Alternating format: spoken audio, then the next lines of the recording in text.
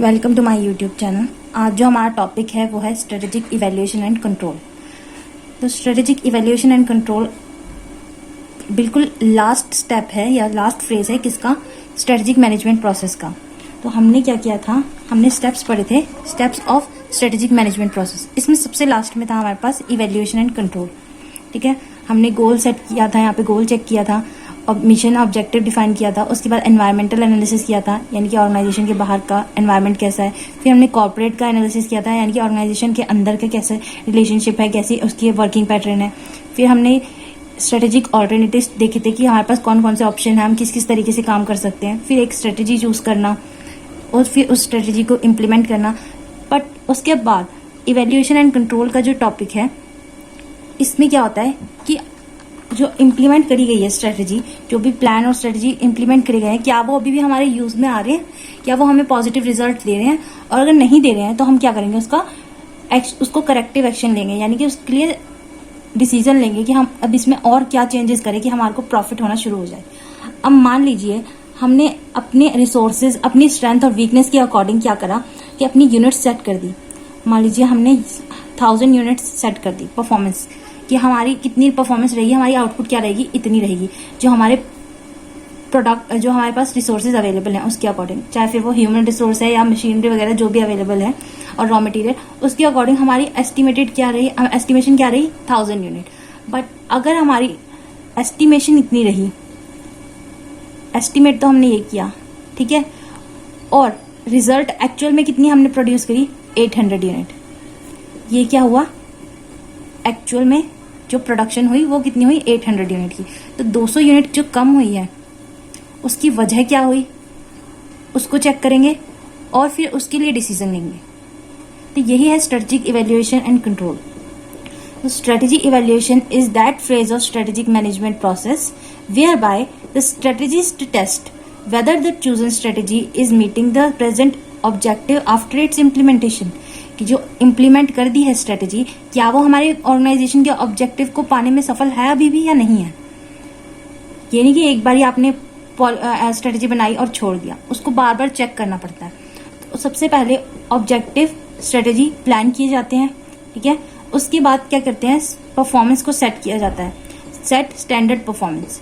यहाँ पे हमने क्या किया था, ये 1000 क्या हो गया हमारा एस्टिमेट जो लगाया था, ये क्या हो गया हमारी स्टैंडर्ड परफॉर्मेंस। अब उसके बाद हम क्या देखते हैं, इसमें दो चीजें आती हैं, एक तो क्वालिटेटिव पैरामीटर और एक क्वांटिटेटिव पैरामीटर। क्वालिटेटिव पैरामीटर का मतलब है कि जो प्रोडक्शन करी है, जो ये 1000 यूनिट बनाई है, इसकी क्वालिटी कैसी है, अच्छी क्वालिटी की है या नहीं। मार्केट में वही चीजें बिकती हैं जो क्वालिटी वाइज अच्छी होती है ज्यादातर। और क्वांटिटी हम कितनी भी प्रोड्यूस करते रहे, अगर क्वालिटी अच्छी नहीं है तो फिर उसका कोई फायदा नहीं है, क्योंकि कोई खरीदेगा नहीं। तो क्वालिटेटिव पैरामीटर और क्वांटिटेटिव पैरामीटर दोनों ही बहुत इंपॉर्टेंट है, ठीक है। क्वांटिटेटिव की कितनी यूनिट्स प्रोड्यूस करी है, और क्वालिटेटिव पैरामीटर यानी कि ये यूनिट्स एक्चुअल में यूजफुल है कितनी, अच्छी इसकी क्वालिटी है कितनी। तो ये होगी स्टैंडर्ड परफॉर्मेंस। अब हमने इसमें क्या करना है, एक्चुअल परफॉर्मेंस मेजर करनी है। हमारी एक्चुअल परफॉर्मेंस कितनी रही 800 यूनिट्स, इतनी हमारी एक्चुअल प्रोडक्शन हुई, ठीक है। ये हमारी एस्टिमेटेड थी, ये हमारी एक्चुअल परफॉर्मेंस थी। अब थर्ड स्टेप में इसमें क्या करते हैं, वेरिएंस एनालिसिस। वेरिएंस क्या होता है, जो भी डिफरेंस आता है, जो भी डेविएशन आती है, चेंज आता है एस्टिमेशन में और एक्चुअल परफॉर्मेंस में, वो क्या होता है हमारा वेरिएंस। तो यहाँ वेरिएंस कितने का हो गया, 200 यूनिट्स का क्या हो गया वेरिएंस, जो कि कम है, ठीक है। अब हम क्या करेंगे, इस वेरिएंस को कवर करने के लिए, यानी कि हमने 1000 यूनिट सोची थी, तो अब हम 1000 यूनिट बना सके, इन 200 यूनिट भी और बना सके, इसके लिए क्या करेंगे, करेक्टिव एक्शंस लेंगे। हम जो भी रिसोर्सेज कम रह गए, मान लीजिए ह्यूमन रिसोर्स कम रह गया, यानी कि लेबर ही नहीं थी, वर्कर ही नहीं थी, उसकी वजह से ये 200 यूनिट कम रह गए, तो हम क्या करेंगे, करेक्टिव एक्शन लेंगे और अपनी लेबर को बढ़ा लेंगे।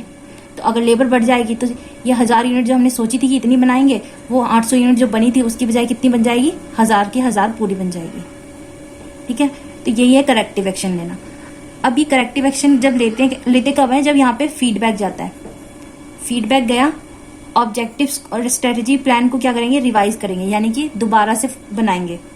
और हमने स्टैंडर्ड परफॉर्मेंस जो सेट करी थी उसको क्या करेंगे, रीसेट। क्या पता हमारी जो स्टैंडर्ड परफॉर्मेंस थी 1000 यूनिट की, अगर हमारे पास मान लीजिए 10 वर्कर काम कर रहे हैं, 10 वर्कर काम कर रहे हैं और हमने चाहा कि 1000 यूनिट बना दे, पर वो वर्कर क्या कर पाए, 800 यूनिट ही बना पाए।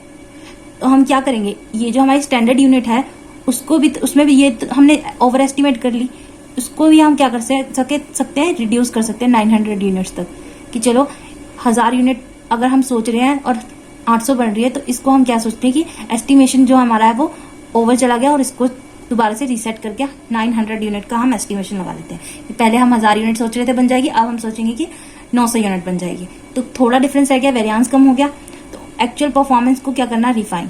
अब इसको कम कर दिया हमने और इसको भी तो बढ़ाना पड़ेगा। एक्चुअल परफॉर्मेंस जो है ये अभी भी 800 है और ये अभी भी 900 है, तो डिफरेंस कितने का है, 100 का इन दोनों में। इसको अब हम क्या करेंगे, अपनी एक्चुअल परफॉर्मेंस को बढ़ाएंगे कितने से, 100 यूनिट और प्रोड्यूस करके। ठीक है, 100 यूनिट और प्रोड्यूस करेंगे तो हमारी कितनी पहुंच जाएगी, 900 पहुंच जाएगी। तो हमारा एस्टिमेशन क्या हो जाएगा, सही हो जाएगा। तो ये 3 चीजें करी जाती है, रिवाइज किया जाता है अपने ऑब्जेक्टिव्स को, स्ट्रेटेजी को और प्लान्स को जो फॉर्मुलेट करे थे, और रीसेट किया जाता है अपनी स्टैंडर्ड परफॉर्मेंस को, यानी कि अपने एस्टिमेटेड जो प्रोडक्शन है उसको दोबारा से एस्टिमेट किया जाए, क्योंकि वो ओवर या तो एस्टिमेट कर लिया है। और फिर क्या किया जाता है, रिफाइन किया जाता है अपनी एक्चुअल परफॉर्मेंस को, यानी अपनी एक्चुअल परफॉर्मेंस में सुधार लाना। ठीक है, ये कब होता है, जब हम करेक्टिव एक्शन लेंगे फीडबैक के थ्रू, फीडबैक लेने के बाद। तो यही था स्ट्रेटेजिक इवैल्यूएशन एंड कंट्रोल का टॉपिक। आई होप आपको समझ आया होगा। Thank you.